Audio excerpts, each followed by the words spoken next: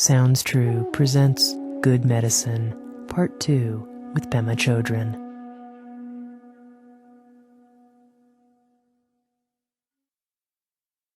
During this session, I'm going to teach Tonglen practice. And I'd like to talk first about different styles of Tonglen. The very simplest style, which I think would be helpful for every single one of us, and something well worth cultivating in one's life, is taking a Tonglen attitude towards pleasure and pain whenever it arises in your life. I've gotten in the habit of doing this, and I don't always remember to do it, but more and more it becomes spontaneous and natural. And this is when things are painful, in any form, when things are difficult. Usually that in itself will remind me, and just the quality of difficulty, the quality of struggle or pain or dissatisfaction or unpleasantness, that itself will remind me to just have the simple thought, other people feel this. Now that sounds so simplistic, maybe not all that important, but believe me, it makes a big difference. Because what happens with pain is the sense of isolation gets so strong, and the sense of our particular personal burden and the loneliness of that and the desperation of that. So this simple thought, which sometimes is quite challenging to people, that you say it but you don't quite believe it. You think you're the only one. And I've had people many times say to me, this pain that I feel, I think actually no one else in the world feels this. And then I can say to them with tremendous confidence, wrong. But what is not wrong is that we do have that feeling often that I am the only one that has this particular pain. So maybe it will be quite a challenge to you to say this, and it might not seem genuine, but even that is beginning to shake up your complacency about pain being just your individual burden. It somehow shakes it up just to even contemplate that other people feel this. And in many cases, my own experience is just that which could become so introverted, a downward spiral of depression and isolation, just the thought that other people feel this opens it up. It's what Trungpa Rinpoche used to call thinking bigger. And I think I've said this before, I'll say it again, that compassion or the sense of shared humanity, of our kinship with each other, this is what heals. This is what heals the desperation that we feel, the darkness that we feel, and the chain reaction of aggression or chain reaction of misery that gets triggered off by just sometimes a slight shift in the energy, and we feel uneasy or agitated or unhappy in some way, and then that spirals into a chain reaction of pain. One thing leading to another, a sort of struggle to try to get away from that uneasy, uncomfortable feeling. So this is a basic Tonglen logic, to just, when you feel the discomfort, to just have the thought, other people feel this. And then if you want to take it a rather dramatic step further, you can say, may we all be free of this. But it's enough just to acknowledge that other people feel this. And then the most dramatic and probably most difficult, taking it even a step further, would be to say, since I'm feeling this anyway, may I be feeling it so all others could be free of it. So it's kind of 3 levels of courage. The least courage is just to say other people feel this, and that is enough. But if in that particular moment of time it feels genuine to say, may we all, I don't know if so much be free of this is the right way to say it, but may this become a path of awakening the heart for all of us.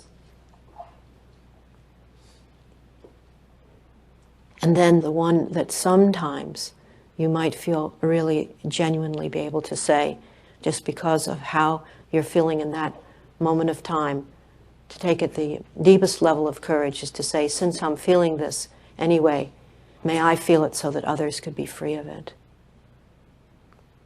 So this is Tonglen attitude towards pain on the spot in your everyday life. It doesn't involve the breathing in and breathing out, but it's the spirit of Tonglen. And I'd like to sort of leave you with this simplest form, because sometimes the actual practice of Tonglen feels like too much too soon. And if that's your reaction to the practice, this period of studying together, the practice of Tonglen, is introducing you to a whole new way of relating with pain. But if the practice itself seems overwhelming, particularly if the practice feels extremely frightening to you, it's best to just put it aside, maybe to never take it up again, or perhaps later, unexpectedly, it will be just what you need. But in any case, this very simple form of just when you feel pain, thinking of others feeling this also, this is news we can use. And then the other side of it is pleasure or delight. Tonglen has the in-breath, which is about suffering, the out-breath, which is about happiness or joy or relief. So the simplest way of working with Tonglen attitude towards pleasure and delight and well-being and inspiration and happiness is that whenever you experience happiness in your life, you think to yourself, may other people feel this. And sometimes actually it's quite useful and helpful to people to make it more personal, that when you feel pain, you say, this pain that I'm feeling, it might occur to you that someone you know actually feels this way. And may that particular person be able to experience this as a path of awakening. And in terms of joy, you might wish that this particular pleasure that you're feeling at this moment, may some specific person or people have this pleasure. Someone you know has lots of darkness in their life, isn't able to have any, because of what they're going through, physical pain, mental pain, that they have no joy or no access to joy or inspiration in their life. And so you might specifically say, this taste of delicious soup or delicious cake or whatever it might be, may so-and-so have the pleasure that I'm feeling now. May they just have that pleasure. It doesn't have to be around cake or soup, but just could they have the pleasure? And then spread it out more. Could people all over the world who are in darkness, who have no sweetness in their life, could they experience this? So sharing the wealth. Now when I talk about happiness or inspiration, it can be the smallest of things. And I train this way all the time, that whenever it occurs to me that in this moment I'm feeling a sense of relief or a sense of happiness, to cherish these moments, to acknowledge them. It's almost like saying to yourself, how unusual, in this moment I am happy. And you know, there are a lot of moments like that in everyday life, but we miss them and we emphasize more the pain. So these moments are things like you're cold and you put on another article of clothing, or you go inside or something and then you feel warmth. Or the taste of something, or you're too hot and someone opens a window, or you take off an article of clothing and you feel cool. They don't have to be big deal winning the Academy Award. But the big deals are good ones too. You know, when you get the job, or the person you're in love with turns out they also love you, or whatever it might be. Pleasure even reading a good book, seeing a good movie, whatever it might be, that you acknowledge that there's some inspiration or gratitude or some heartfelt feeling. And then you have the thought, may others experience this. So if you leave with nothing else in terms of practice, this practice is a good one. When there's pain, think of others. When there's delight, think of others. Not in any kind of do-gooder sense, you see, but it's kind of the sense of sharing the human experience, bringing us closer to one another. That being the simplest form of on-the-spot attitude, of the Lojong or Tonglen attitude, now I'm going to teach the most complicated. And this is a Tonglen instruction that was given by Trungpa Rinpoche to his students. This is the form of Tonglen that I was taught, and I'll now pass on to you. So the Tonglen practice in the style that Trungpa Rinpoche taught has 4 stages. The first stage is called a flash of openness, just a moment of opening the mind. And traditionally it's called a flash of the absolute bodhicitta. That's kind of not necessary to have those fancy foreign words, just a sense of openness. And the next stage is one breathes in quality of claustrophobia in the form of breathing in like a dark, heavy, hot, breathing it in on the medium of the breath, and breathing out cool and refreshing, sort of the quality of inspiration or letting go or well-being. And one does that synchronized with the breath, breathing in the quality of claustrophobia, breathing out the quality of openness or spaciousness. So breathing in dark, heavy, and hot, sending out cool and light and refreshing. Then the third stage is working with something personal and real to you. And this is actually, as a formal practice, this is where it gets tough. And this is why I teach Tonglen on the spot, because on the spot, there's a real situation occurring, your own personal suffering, which can be a stepping stone to understanding the suffering that other people feel just like you, or the suffering of another person. Something immediate is happening and you begin to do the Tonglen. It doesn't even occur to you to do it unless something is cooking.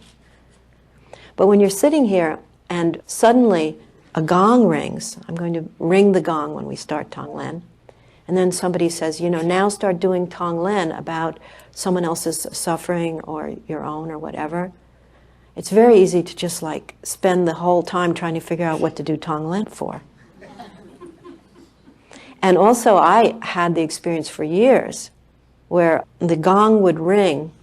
To begin Tonglen, traditionally the gong rings like this. And then the person who's leading the meditation will say, begin Tonglen. So that gong would ring, and my experience for years was I would just sort of like space out. And then about 10 minutes later or something, there would be an ending gong. And at that point, I would wake up out of my, wherever I was, you know, and realize that I had just had 10 or 15 minutes of not doing Tonglen. This was beginning to get embarrassing because I was becoming more and more famous as a Tonglen teacher. I thought if they only knew. So it was at that point that I really started doing it on the spot more and more. And as a result of that, now when that gong rings, or I started doing Tonglen practice without a gong, I have a lot of material to work with. You know, it's become so second nature to do it on the spot, and therefore there's a lot of current issues going on, my own or people in my life where there's suffering happening, pain happening. But in any case, today when we get to that third stage of working with something particular, I'm going to suggest that in this particular morning meditation that you do Tonglen for a family member, anybody in your family. And I choose that on purpose because that representing usually for us intimacy, intimate relationships, and usually also difficult relationships. And so in this sense, you might choose someone in your family, and they might be in difficulty. Perhaps your mother or your brother is schizophrenic, or your father or your sister are addicted to alcohol or heroin or crack or something in any case. And so you want to work with a particular individual, and you start doing the Tonglen for them, and it's very genuine, and the whole session you just do the Tonglen for them. On the other hand, it's just as likely with a family member that just bringing up the face of your mother or your sister, or your father or your brother or your uncle or child or whoever it might be brings up a lot of conflicting feelings. Everything from sometimes a mixture of loving them and hating them, sometimes absolute aversion. And so in that sense, when you think of the family member and it brings up confusion for you, then you could shift your attention and start to do Tonglen with breathing in, connecting with whatever it is you're feeling. Your aversion, your confusion, your mixture of like and dislike, breathing in and connecting with it fully, and sending out to yourself and all others in the same boat as you, whatever it is you feel you need at that point to open up the situation. Sending out spaciousness, relief, relaxation, loving kindness, good cup of coffee, whatever it might be. So this third stage is very particular, and then the fourth stage is universalizing, which is to say, this is what I've been talking about all along, that when you do Tonglen for your mother who's in difficulty, and it's very straightforward and it's not complicated, you do it for your mother who is alcoholic or who is suffering from tremendous pain from cancer or senility and confusion or whatever it might be, and then you extend it out and do it for all the other men and women in the world who are suffering in the same way as your mother is.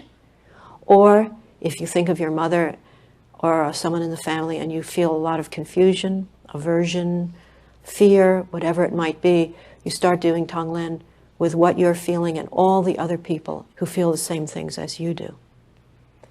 So I talk of it as four stages, the third being something very real and particular, and the fourth generalizing it more, using your own personal experience as a stepping stone for all the other people who feel like you do, or all the other people that are in the same situation as your mother or father, whoever. But sometimes it's even more valuable to think of it as three stages, and that the third stage has a kind of part one and part two. Part one being your mother, and then almost simultaneously you do it for all the mothers or all the people in your mother's situation. Or your fear, and almost simultaneously, if you can, you do it for all the people who are feeling fear in this very moment of time, in this very moment, all over the world, people who are feeling what you're feeling. So now just to review again, I'm going to say three stages of Tonglen. The first is a flash of openness. The idea here is that if we make the suffering, the breathing in, too solid a thing, if it's like completely claustrophobic and overwhelming, and then people will often feel like they're breathing in, we used to call it the black sack syndrome, that you're breathing in and you're like this sack that's filling up with poison, you know, and then there's no ability to breathe out, and so every in-breath you just get more and more like toxic waste dump syndrome. And so, you know, you do it like that, it's completely, you know, who needs it, right? Like, you say, well, this is crazy. And it's a misunderstanding of the practice. To use images, it's more like breathing into a vast space. Or sometimes people will use the image of the heart, in the sense of breathing in to the heart, and as you breathe in, the heart gets bigger and bigger. It gets as big as it needs to be able to embrace or contain the fear or the pain that you're breathing in. You just make the heart as big as you can. So it's like opening up your whole being. So some sense of breathing into a big space, or a heart that can open infinitely. And that's the idea of the flash of openness or spaciousness at the beginning, is that it's like flashing, sometimes people say flashing a sense of big sky, or flashing a sense of standing next to the ocean and the vastness of looking out at the sea, or being high up in the hills or the mountains and looking out, being in the airplane, looking out the airplane window over the cloud world. But some sense of whatever in your mind evokes a sense of kind of limitless space, lying on your back, looking up. If you're someplace where you can see the stars and you look up and the sky is so vast and endless, infinite. So just a sense of opening. And the more you do a mindfulness awareness practice, the more you have access to some sort of sense of gap or spaciousness, not caught upness. So the idea is at the beginning of the practice to just have a flash of that as best you can. So when the gong rings, this is like a very helpful assistance. Now, when you sit and do Tonglen, you're not always going to have a gong. But should you have one, then that can be the same as the flash or the moment of spaciousness. Because when you hear the gong,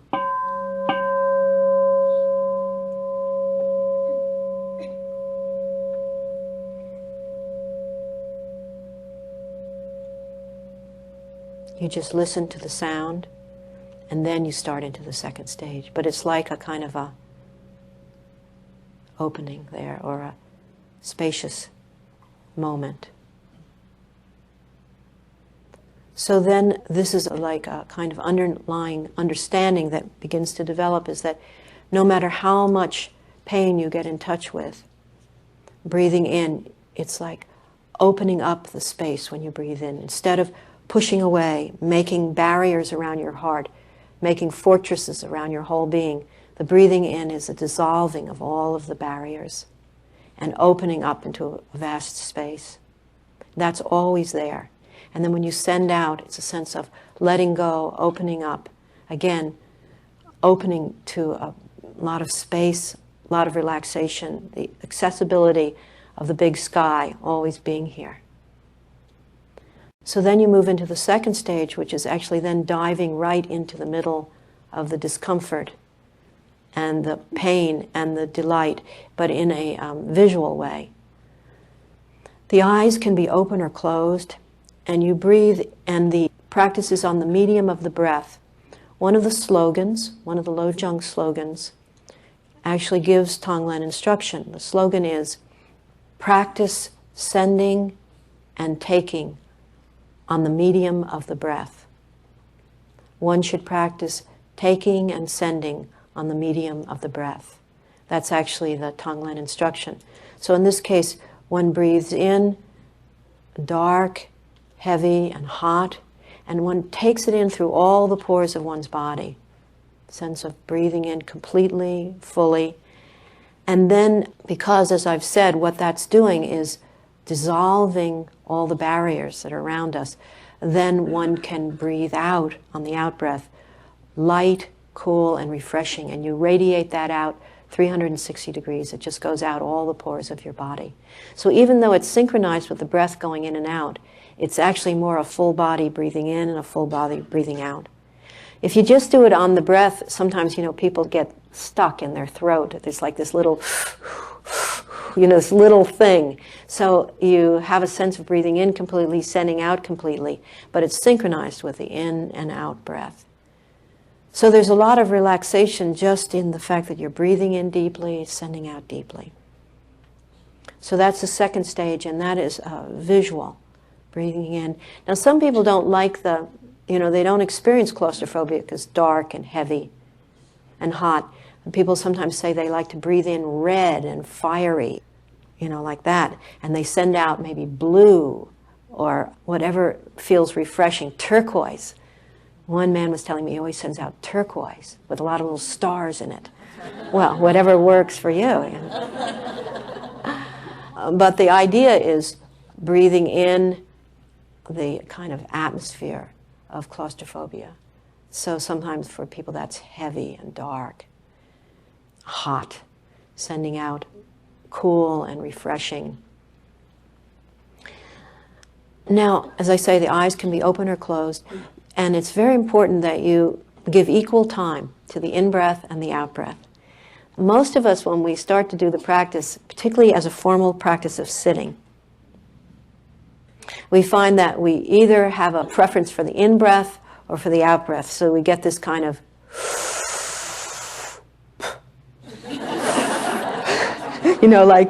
or people feel like they can take on pain. Boy, they know pain, but they don't feel like they have anything to give. And so there's kind of imbalance. Or there's the, terrified of the pain, which is, I think, more like where I usually come from. So it's sort of like,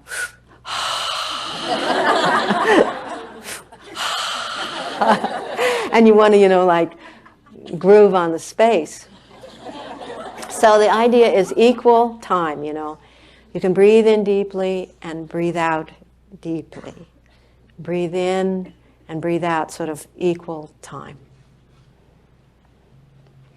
With the idea that somehow you're ventilating the whole atmosphere, opening up the space. And in the process, you will find that in-breath is more frightening, out-breath is you're more attached to, or vice versa. And all of that is part of what's extremely helpful in terms of the Maitri practice of moving closer to yourself, knowing who you are and what you do, what you're afraid of and what you cling to. And then we move on to the third stage, which is to start to do Tonglen for a real situation, your own pain, and then for all others in the same boat as you. That's third stage, part 1 and 2. Or you start doing Tonglen for someone in the family, and then for all the people that are in the same situation as that family member. And also, when you start to get to the particular stage of Tonglen, sometimes you just stick with one person. That's what happens to you. And sometimes it just starts spreading, and it's one person after another, or one animal after another, or whatever, that it doesn't just stay with one person, and that's fine. So this is very personal. Whatever happens, you just work with that. And if you start to do the practice and you're saying to yourself, I can't do this, then you can do Tonglen for all the people who can't do this. And if you say, I don't like this is crazy, you can do Tonglen for all the people who don't like where they find themselves and want to get out of there. I'm afraid there's no way to escape from Tonglen. Wherever's happening, you can use that. People will sometimes say, if Tonglen on the spot is so much more to the point, then why do we do the formal practice of Tonglen?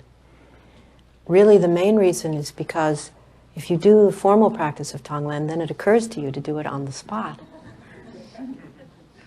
And also because the formal practice of Tonglen, with or without the 4 stages, meaning with the 4 stages or just simply having a flash of openness and then moving into the breathing in and out for a particular situation, is very, very useful when you're sitting by the bedside of someone who's dying or sitting with someone who's very, very ill, that you can actually do Tonglen practice in those kind of difficult situations, and it's very, very helpful.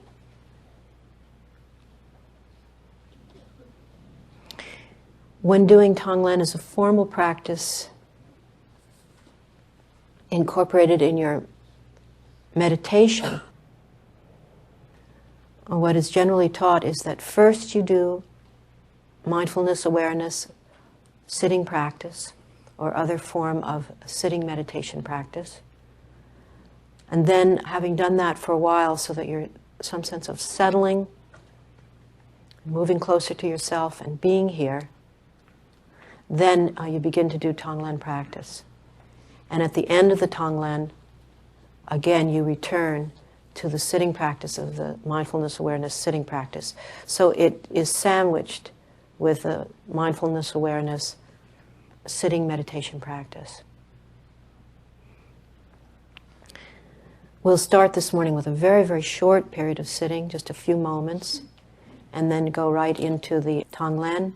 I'll hit the gong twice, and as I was suggesting, if you listen to the sound of the gong going out into the space, that's a very useful way of opening the mind, resting the mind, a moment of stillness or openness. in any case, whether you are able to rest the mind in a moment of stillness or not, continue right on into the next stage.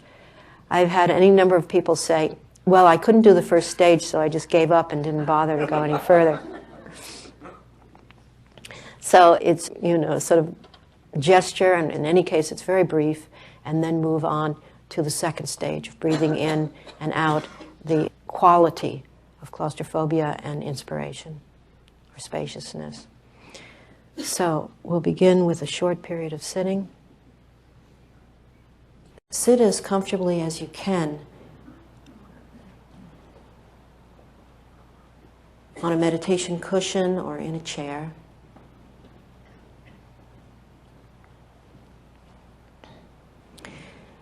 Keep your eyes open, but let the eye gaze be downward about 4 to 6 feet in front of you, which is to say that you're not looking down, close down, but out a little bit. So there's something open about the eye gaze, but it's down enough so that you're not distracted. And in particular, feel the front of your body is open. So the heart area, the whole front of the body is open. So in that way, you sit up as comfortably but as upright as you can. Good posture. So if you feel yourself slumping at any time, that might feel like covering over the heart. Slumping could feel like covering over the heart in some way. So then you just open up again, lift up so that the heart area is open again. In that way, the posture is symbolic of open heart. And it's symbolic of courage also, bravery, willing to be here fully with an open heart. And then I think it's very helpful to, in order to become grounded here in your body, to just become aware of your body, starting with the soles of your feet. Just move very slowly from the soles of your feet, up your legs, up your torso, slowly moving upward to the top of the head. And particularly noticing any areas where there's tension. And if there's tension, particularly pausing at that place and relaxing that tension as much as you can, noticing it and relaxing it, then moving on upward to the top of the head. Just grounding yourself in your body.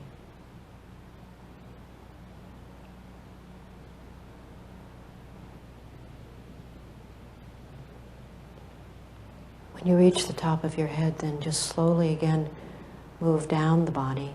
And this is not thinking about the body, but actually feeling your face, feeling your neck and your shoulders, down the torso, the arms and hands, slowly moving down until you reach the bottom of your feet. Actually feeling your body.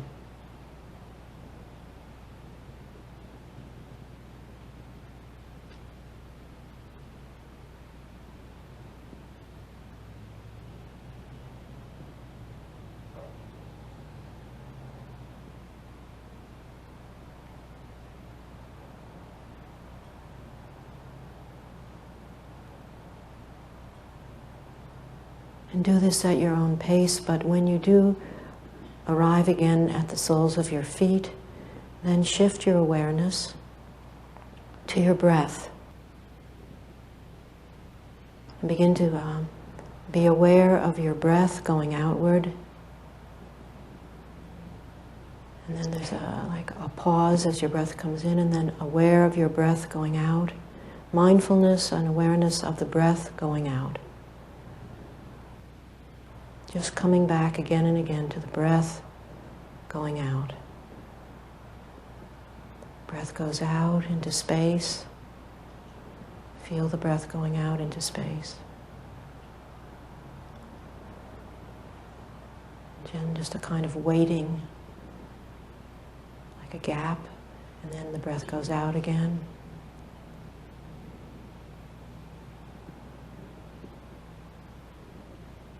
Just coming back again and again to the breath going out.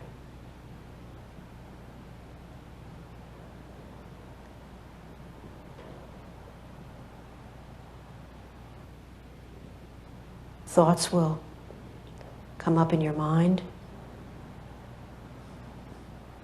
When you realize that your attention has wandered and you're talking to yourself, and very simply, with a tremendous gentleness, no big deal quality, just come back again to the awareness, feeling the breath going outward.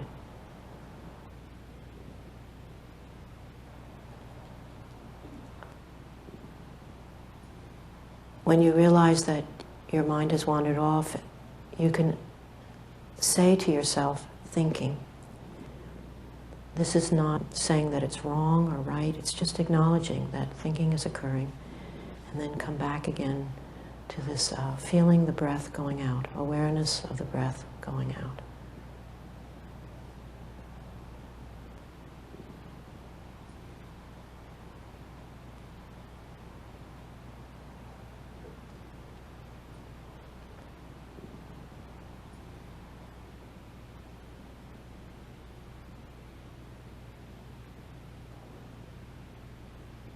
Now beginning with a moment of stillness or the flash of the absolute bodhicitta.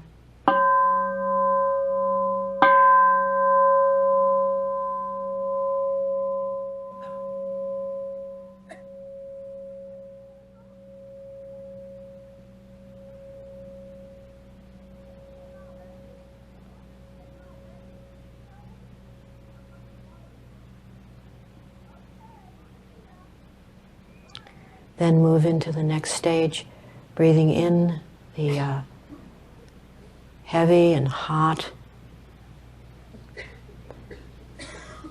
sending out cool, light, and refreshing. The eyes can be open or closed. Do this synchronized with the breath. The dark coming in, the cool and refreshing going out.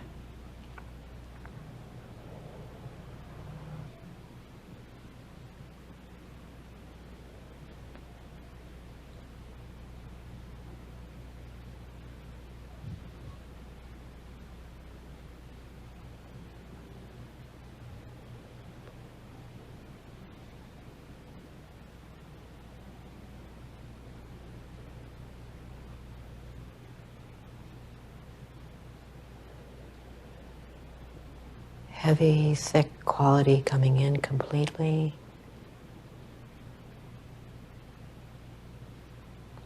Brilliant light, fresh quality, radiating it out, sending it out in all directions completely.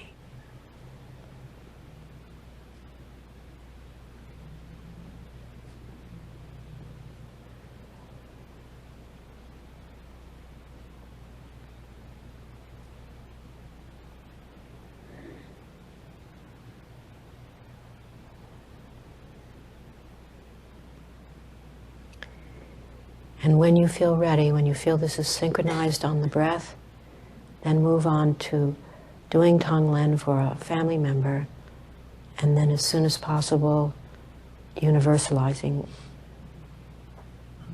doing it for all the people in that family member's situation, or for all the people feeling what you're feeling.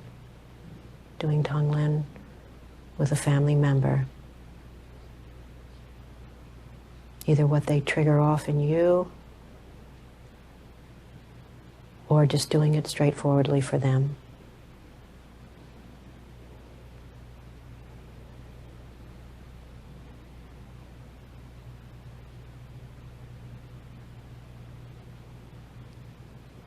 Sometimes it helps to bring up the face or say the name of the person that you are working with.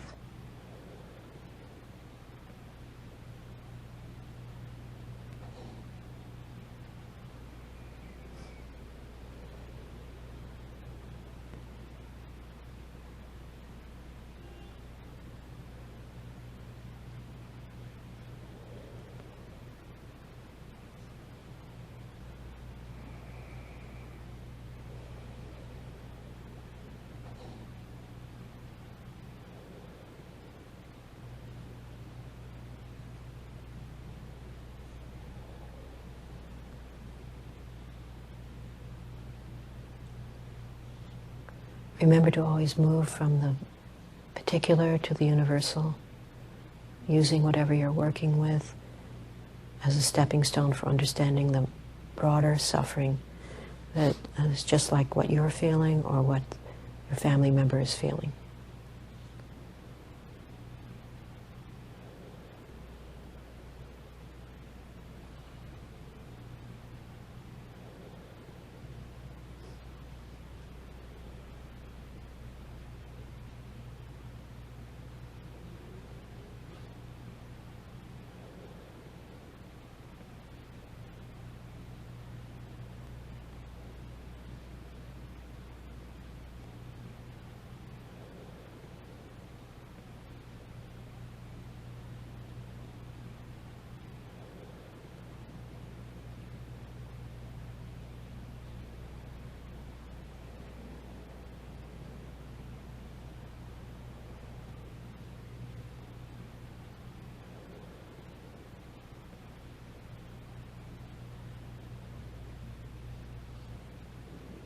And when you hear this gong, you gradually move back to doing mindfulness awareness practice.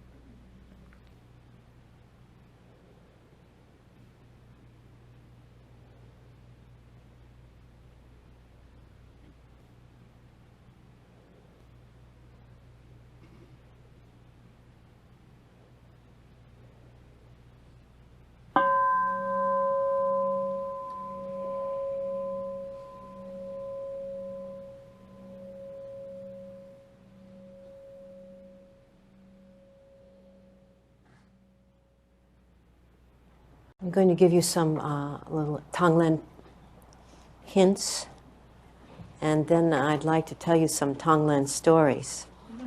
Some of the hints I wanted to give were, often people will ask, when I'm doing the Tonglen and my mind wanders, you know, we always talk about mind wandering in mindfulness awareness practice.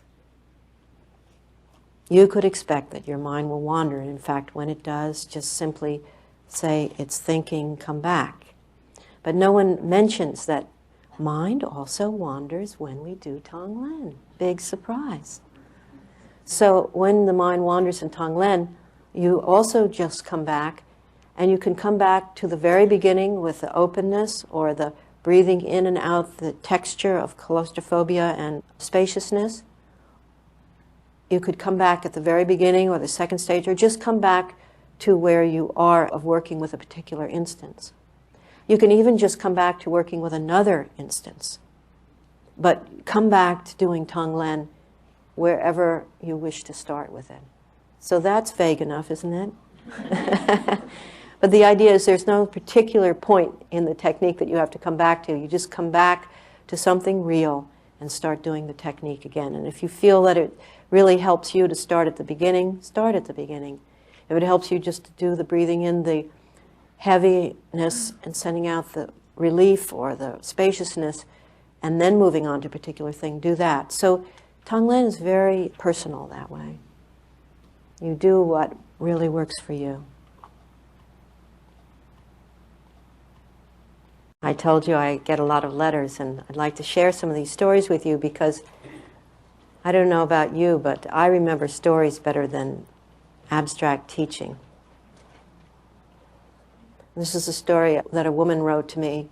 She said her young son, 16-year-old son, was addicted to heroin.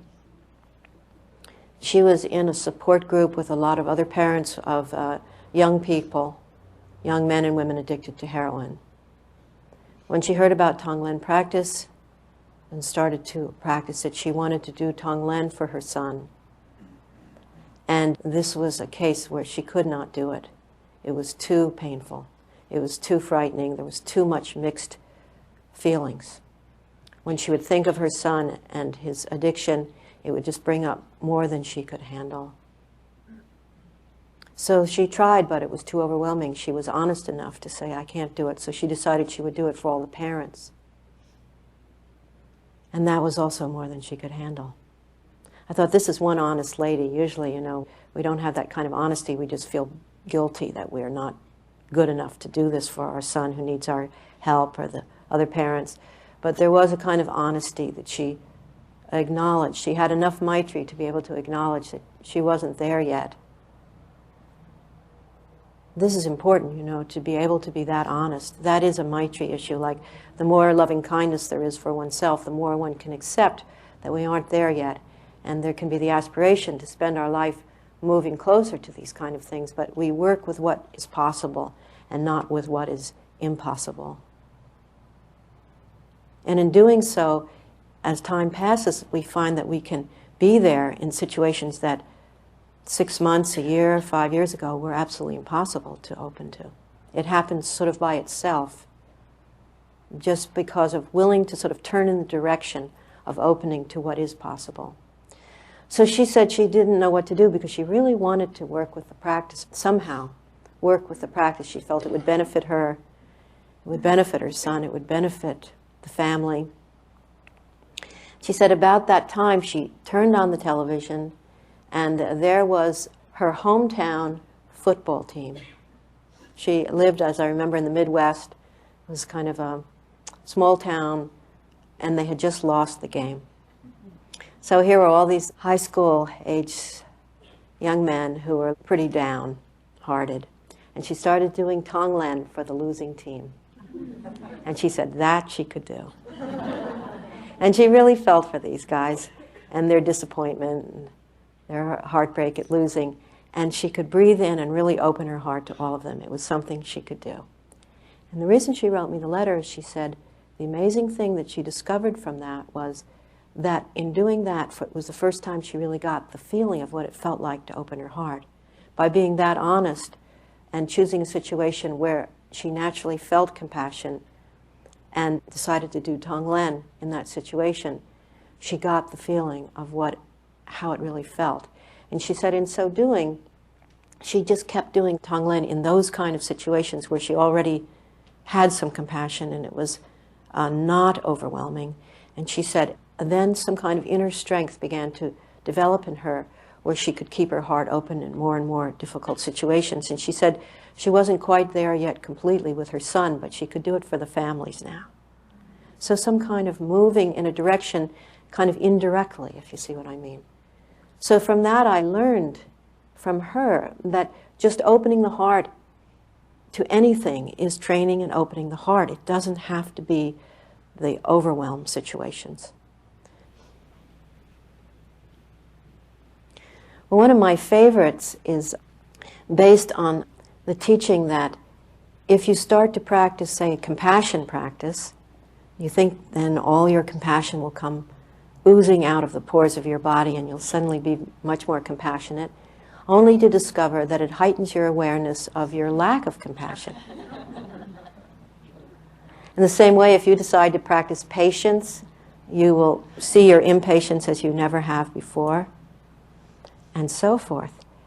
And this is actually, in terms of these teachings of using difficult circumstances as the path of awakening, this gives you plenty to work with. So this story, I got the letter from a man in San Francisco. He had taken a weekend course from me where I taught on something called the 6 paramitas. And one of these is developing patience. And another paramita is generosity, and there's 6 of them. And at the end of the teaching, I had said just what I said a moment ago, which was, if you're going to start to practice generosity, I suggested that they take one of the paramitas and really try to use it as an everyday practice for a couple of weeks. And I said, believe me, if you're going to take generosity, you're going to see your stinginess as you've never seen it before. And then that actually becomes the basis of the Maitri, of being able to open your heart big enough to include your stinginess and not call it right, not call it wrong, but really know stinginess with an open heart and an open mind, with lack of prejudice, not justifying it or condemning it. And I said also, it is the basis of compassion, as I've been saying again and again. When you touch into your own stinginess, you can begin to breathe in your own stinginess and stinginess of all other people. It's like doing a PhD thesis on stinginess and sending out whatever. But using this stuff, rather than thinking then that's an obstacle to your compassion, it actually becomes how you understand. Standing in your own stingy shoes, you understand what it is to stand in the shoes of all the other stingy people. Without condescension, it's like same boat, shared humanity. The real compassion comes from this. So this man said he decided he was going to work with patience. So Monday morning, he got in his car to drive from Berkeley to San Francisco in the traffic jam. And as he drove, he felt impatience arising, but he just kept coming back, practicing patience. And he said, you know, he was all the way across the Bay Bridge, and he was so patient. He was just like feeling so proud of himself, because he was just like, God, I just never knew I could be so patient.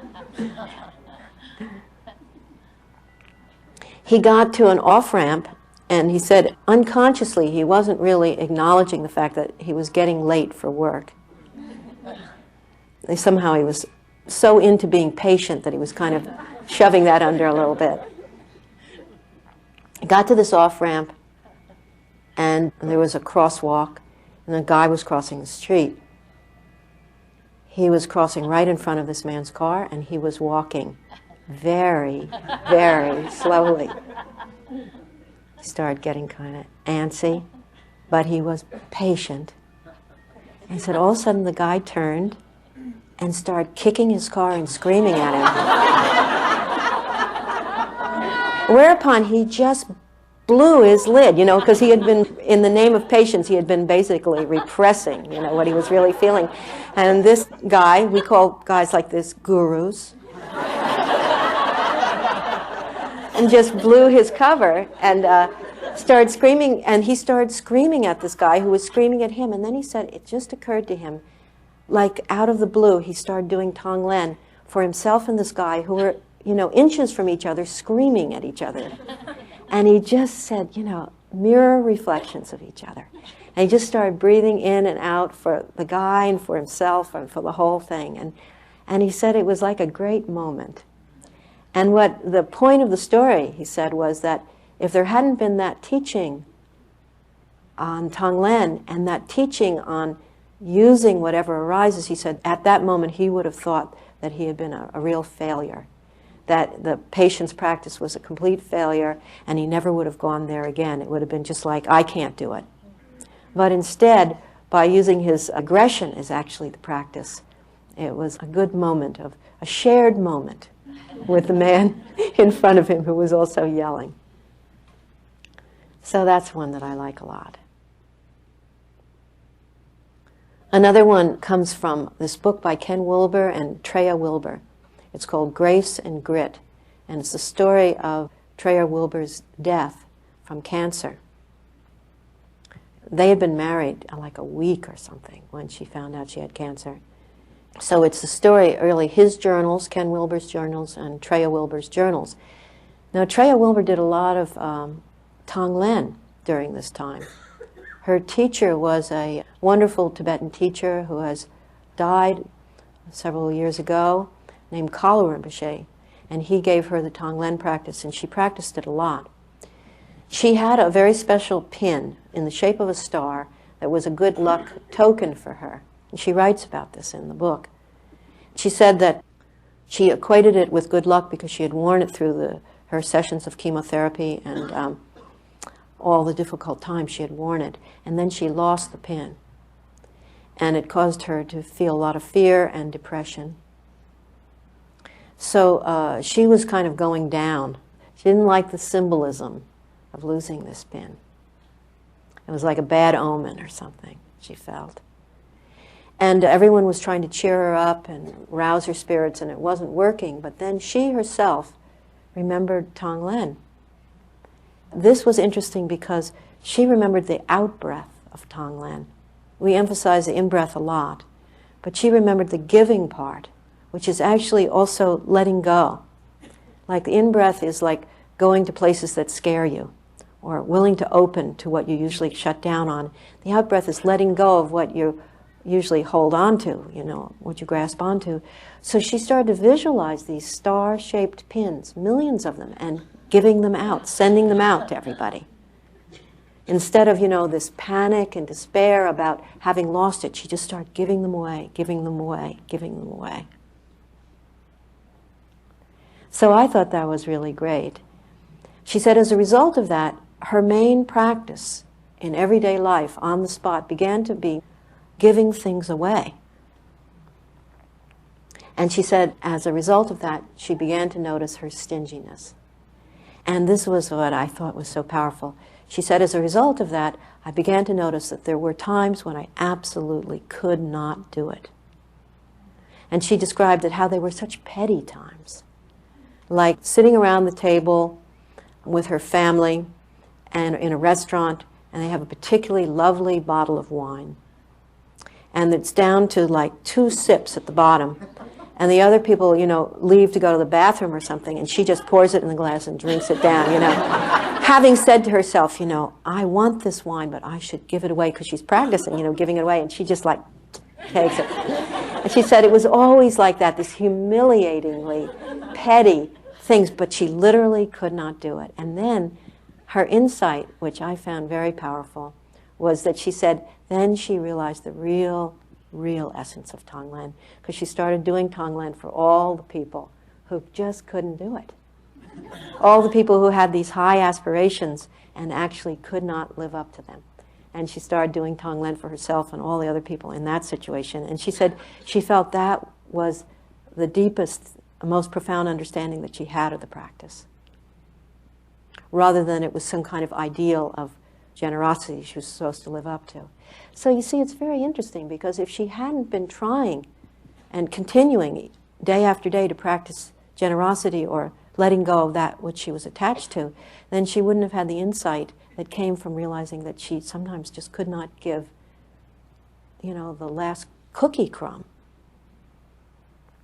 So with these kind of practices, you just can't have your big ideals. You can use your ideals as a kind of a way to get jump-started. But then you're thrown right into the midst of who you really are and where you're really at, and that becomes the basis of the practice. Doing Tonglen for all the other people who don't live up to their own ideals.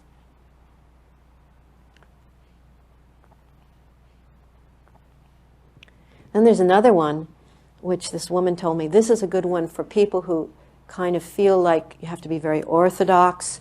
And if you're not being very orthodox in your Tonglen instruction, you know, you have to check the book and figure it out, and you have to have permission from somebody to do it just right. Let's see, I'm breathing in for 2.5 seconds and out for 2 1/4 seconds. Maybe I ought to call someone because something wrong there, or whatever. So this was a young woman who was doing a Lojong and Tonglen intensive, a month-long practice at Gampo Abbey. And this was a young woman who had severe sexual abuse as a child. And she had done a lot of work around this before she came to this intensive. So this was not like her first time. She had been working for years with the trauma of her early life. But she felt that Tonglen would now be also very helpful in working with it, because she was at a place where it would be helpful. And she was ready to open more. And she felt that she was ready. Nevertheless, when we started doing the practice, she said that for a while it was just a lot of shutting down and a wooden feeling and feeling like a fake and not being able to really do it, and a lot of like trying to do Tonglen for her father, for instance, feeling that she should be feeling some kind of forgiveness. And and just not being able to come anywhere near that, and then feeling guilty about that, forgetting to do Tonglen for the guilty people. And the whole thing was just like not exactly a magical makeover. Like, woo, come to this Tonglen intensive with Pema, and boy, then everything's, I have it made. So she said one day it occurred to her that she had always identified with caged birds, that she felt a lot of empathy with caged birds, identified with them. So she said she started breathing in for all the caged birds, and on the out-breath opening the door to the cages and letting the birds fly out. She said she had been doing that for several weeks and had not told me about it because she was sure I would say, "You can't do that." But she finally came in to tell me about it because she said on that particular morning she had been doing that, and she was breathing in for all the birds in cages, breathing out, opening the gates and the doors and the birds flying out. And this bird, in her sort of visualization, flew out and sat on the shoulder of this person who, when it turned around, was her father. And she said that was the first, it was like such a breakthrough in terms of some different feeling in her heart towards her father that just kind of came out of nowhere. She didn't dream it up or try to conjure it up or something, but there was like a real different feeling there. So based on that, she had the courage to tell me about her made-up version of Tonglen. So I tell that story so that you also feel that you have permission to do what works and trust it. So sometimes people say that when they do Tonglen, they feel like they're breathing in and breathing out, but they have it under control.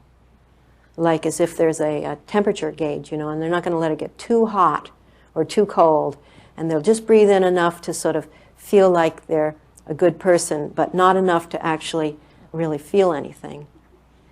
And let go and breathe out just enough, to sort of feel like they could tell their meditation instructor that they were doing Tonglen.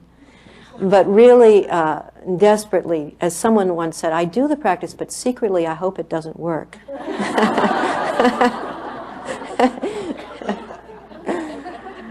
And so, in terms of tips, you may definitely find a very heightened awareness of the fact that you're terrified to breathe in and also terrified to let go. So you could have tremendous compassion for yourself in that situation. And I say again and again, let the practice develop at its own speed. Just do it for lighter weight situations like the losing team. Or really, just stop doing the Tonglen altogether if it feels overwhelming, like too much too soon, and just put it aside. And it may not be the practice for you. The view of it, I think, is very beneficial and healing to everyone. But the actual practice, it might be just too much and not the practice for you. And then that may be it. On the other hand, people often find that sometime in the future, it just spontaneously comes back as just what you need in a certain situation at a certain time. So allow yourself to, not try to fit yourself into the having to be a Tonglen person. The result of this time together and this sharing, this teaching, and this practice can simply be that it begins to introduce you to the notion that you could move closer to that which you usually push away, and that there is some healing in that. And then you do it at your own speed, in your own way. And as I said, if it's just at the level of that when you feel pain, you think others feel this, that itself is just a very strong healing thing to do. And also, you can just do it as an aspiration practice. There was a man who told me about, he lived in a meditation center, a Zen center, in the middle of a big city. And they had all gotten up for the morning sitting, which was at 5, so it was a little before 5. He was in the kitchen making himself coffee. And outside in the street, they heard a woman screaming. It sounded like she was being attacked. And what he actually did was got a group of people together and went out to try to help this woman. But he said before that, he had been practicing Tonglen a lot. And before that, there was just this moment of absolute stark recognition that he did not want to be in that woman's, he did not want to exchange himself. He didn't want to come close to what that woman was having, what her life was like and what she was going through right then. He did not want to breathe in and be in her shoes for even a second. And he said at that point, he just said, I'm not there yet. And he made an aspiration that before I die, could I have the courage and bravery to feel like I could breathe in that woman's pain and send out relief to her, that I could have a feeling of willing to stand in her shoes. So that's another way you can work with it. I think what I'm trying to get across here is just to be very honest with yourself about where you're at and not try to beat yourself up with this practice.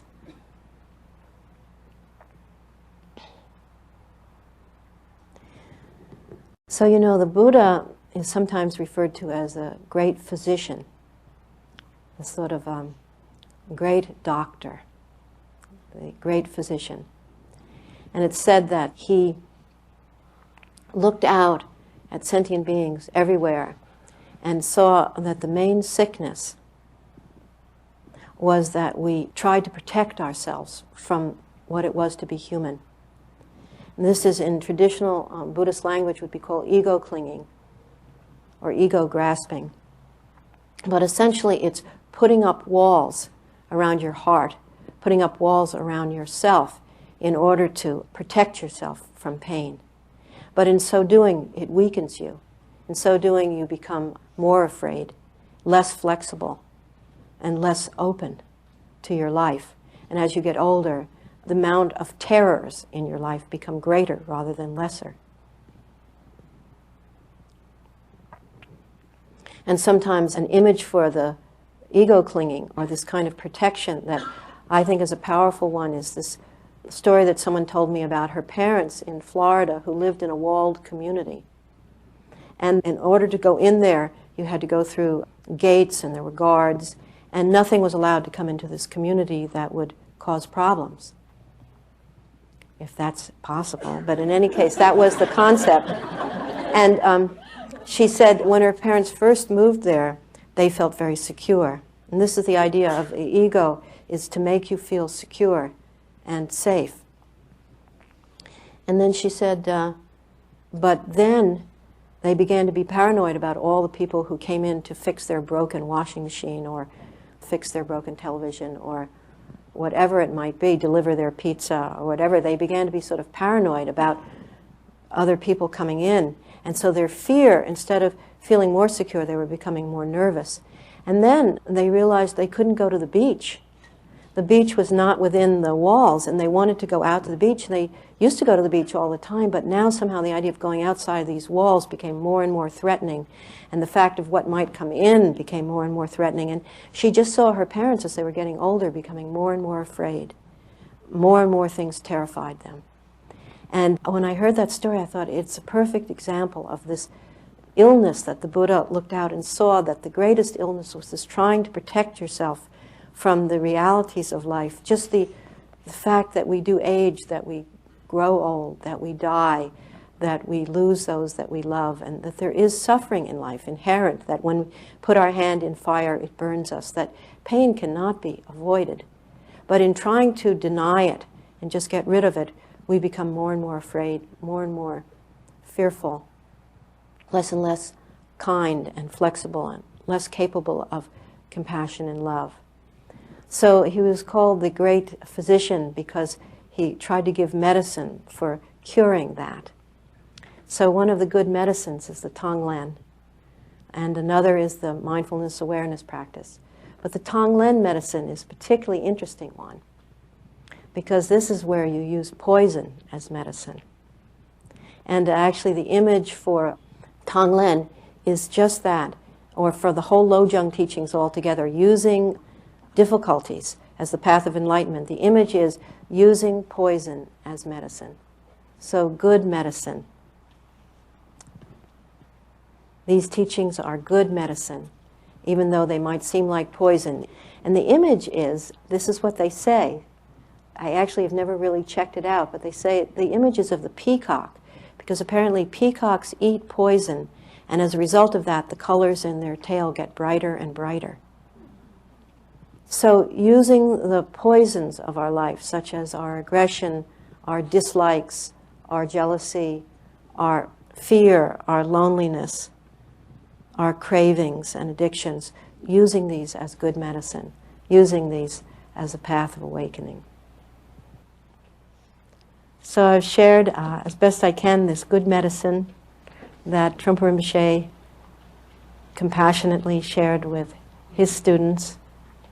And I feel fortunate to have had this passed down through all the centuries so that it can still be presented here today and that we can all benefit from it.